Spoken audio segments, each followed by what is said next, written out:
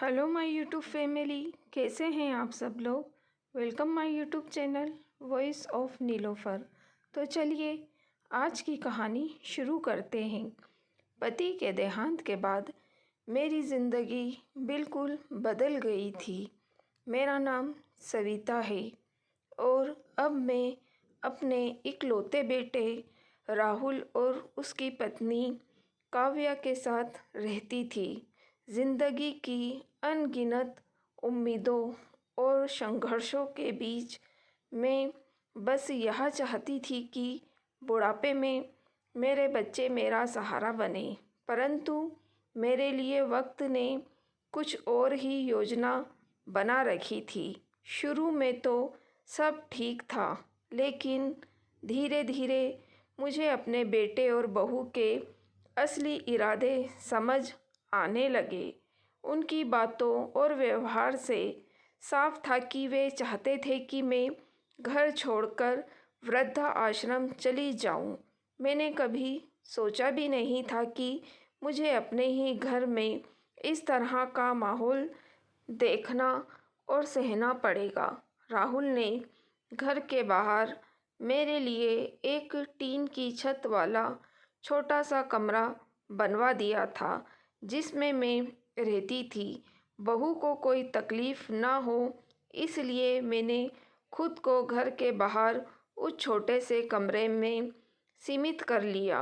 वो जगह मेरे लिए कोई महल नहीं थी, लेकिन अपने पोते और पोती की एक झलक देखने से मुझे सुकून मिलता था। उनकी हंसी और मासूमियत मेरे बुझे दिल को थोड़ी राहत देती थी। राहुल कभी कभी मेरे लिए राशन दे जाता था, जिसे मैं धीरे धीरे बनाकर खा लेती थी। मैं जानती थी कि मैं बोझ बन चुकी हूँ, लेकिन फिर भी मैंने अपने बेटे से सिर्फ एक ही अनुरोध किया था, मुझे यहीं मर जाने दो, बस यही मेरा आखिरी घर रहे। एक दिन मेरे पति के पुराने दोस्त शर्मा जी आए। उनकी भी हाल मेरे जैसा ही था। पैरों में तकलीफ थी, चलते फिरते मुश्किल होती थी और उनके अपने बच्चे उनसे परेशान हो चुके थे।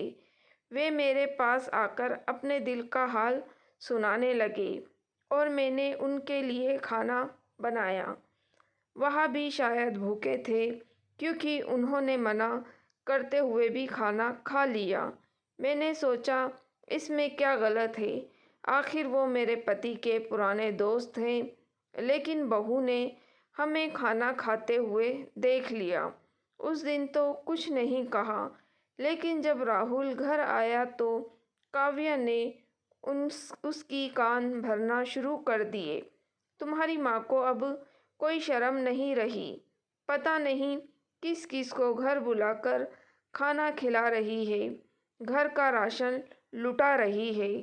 राहुल ने भी बहू की बातें सुनी और मुझसे बोला, माँ कुछ दिनों के लिए खाना बंद कर देता हूँ, शायद भूखी रहोगी तो समझ आ जाएगा।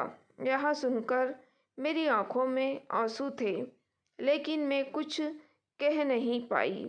मुझे घर के पीछे सीढ़ियों के पास बिठा दिया गया और अगले दिन मेरा छोटा सा टीन का कमरा भी बहू ने तुड़वा दिया। उस दिन मुझे लगा कि अब मैं गलत कर रही हूँ। शायद मेरे बेटे के घर में मेरी जगह नहीं रही। मैंने राहुल से कहा, बेटा अब मुझे वृद्धा आश्रम छोड़ आ। मैं तुम्हें और काव्या को अब और परेशान नहीं करना चाहती। मेरी बहू खुश थी, बोली, देखा एक दिन भूखी रही तो अकल ठिकाने आ गई। और राहुल, उसके चेहरे पर अजीब सी राहत थी। वह जल्दी से तैयार हो गया मुझे छोड़ने के लिए। मैंने अपनी बहू से कहा, बेटी चिंता मत करो, अब मैं कभी लौटकर नहीं आऊँगी।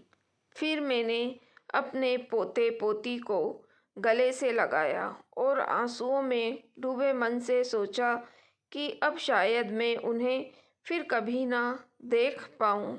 राहुल को भी जी भरकर गले लगाना चाहती थी, लेकिन वह जल्दी मचा रहा था।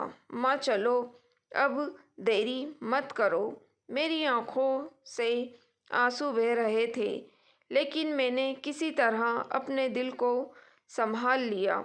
वृद्धा आश्रम पहुंचकर मैंने देखा वहाँ मेरी तरह और भी बहुत से लोग थे।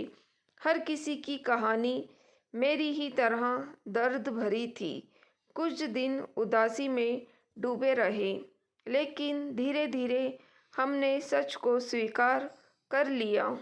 अब मैं यहाँ काम करती हूँ, दूसरों के साथ समय बिताती हूँ और मन को समझाने की कोशिश करती हूँ कि यही मेरी ज़िंदगी का सच है।